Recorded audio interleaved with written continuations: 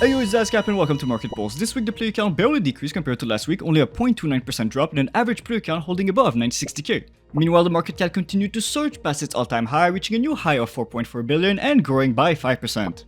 The 301 index, also known as the liquid index, really underperformed compared to the rest of the market, only growing by 2.6% versus over 5%. We're gonna try to figure out what the hell happened there. The low tier index pretty much followed 1-to-1 the 301 index, and while the demand for affordable skins this week is similar to the one we saw last week, it would seem that the low tiers can keep up with the rest of the market. As for the mid tiers, we can see that they followed pretty much 1-to-1 the market cap. Therefore, we can assume that the meat of the growth this week is concentrated in these items. The high tier index is making a comeback after being humiliated last week, closely following the mid tier index with 4.8% of growth we show for this week. And as for the knives and gloves index, they're pretty much switched compared to last week, with the knives index showing the weaker performance at 1.2% and the gloves index showing the strong performance at 4.8%.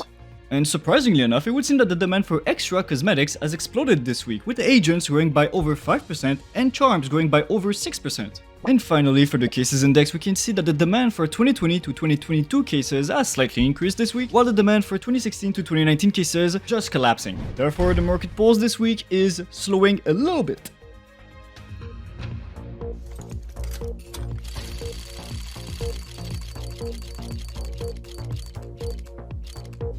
Welcome to Case Crackdown, where we break down the happenings in the case market over the past week. As you can see, this week over 6.5 million cases were opened, of which over 60% were active cases, around 40% were equally divided between rare and purchasable ones, and not even 1% were discontinued. The most popular purchasable case was again the gallery case, with over 800,000 opened this week, an increase of over 95% its weekly average. Wow! The Revolution case replaced the Dreams and Nightmares as the most popular active case, with over 900,000 opened this week and an increase of 40% over Friday last week. And the Snakebite case replaced the Danger Zone case as the most popular rare one, with just over 170k opened this week, which is actually lower than its weekly and 7-day average. Once again, the Fracture case claimed the title of the most liquid case with over 300k listings and an increase in its openings number of exactly 100% over 7 days ago. Even though the Anubis package has no value as an investment, with the case market being down this week, I think a flat line is better than a down line, or whatever it's called. Speaking of the market being down, the biggest crash out this week was from the Snakebite case, who lost 13.5% of its value, which is equal to a 3 cents loss, and losing 6% of its value over 30 days.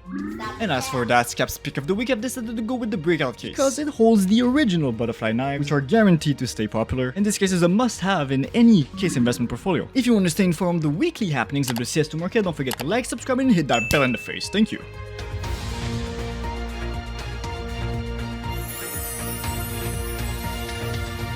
Welcome to Winners and Losers, starting off with the biggest cases W, which have been almost non-existent this week. But thankfully, Dadscap's pick of the previous week, the glove case, is amongst the winners this week. And as for the biggest L's, even though the entire case market is in L, the more recent additions to the rare drop pool, like Snakebite and Clutch, are struggling the most.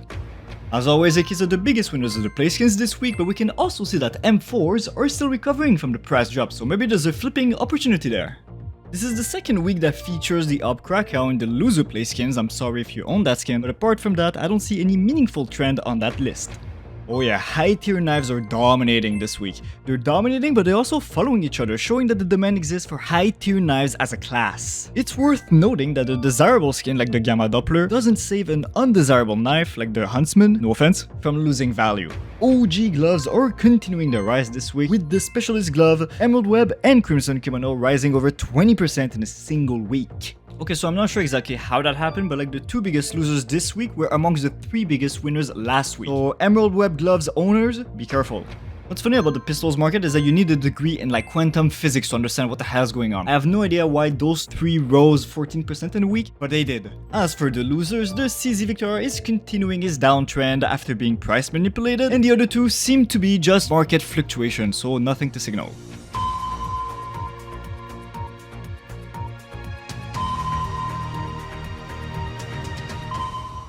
Welcome to ROI Radar, where we're looking for a money printer hidden in the Armory or the in-game store. Starting off with the Shanghai Contenders capsule, just like last week, where the odds of profit are equal to 8%, the unboxing ROI is of 83%, and the expected value is of 21 cents, or 4 cents loss. The best item is still the rare item gold at $30.55. The second best item in the in-game store is still the Halo capsule, with the odds of profit being 34%, the unboxing ROI 83%, and the expected value 83 cents, so a 17 cents loss. The best item is still the Incineration Holo at $3.82.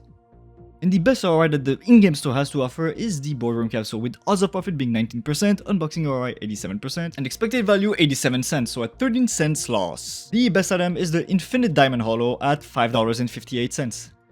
Moving on to the Armory, the Elements Craft Sticker Collection is the third best ROI you can find, with odds of profit being 24%, unboxing ROI 98%, and expected value 40 cents, so basically break even. And the best item is the Ruby Wave, still not going to pronounce that, $10.26. The second best ROI from the Armory comes from the Missing Link Charms Collection, with odds of profit being 17%, unboxing ROI 104%, and expected value $1.25, so a 5 cents gain finally. The best item is still the Hot Howl Charm at $59.50. And finally, the best ROI you can find in-game comes from the Graphic Design Collection, with its odds of profit being 10%, the unboxing ROI 107%, and the expected value a 12 cents gain. The Op CMYK remains the best item in the collection at over $400. I'll see you guys next week. Dadscap is out.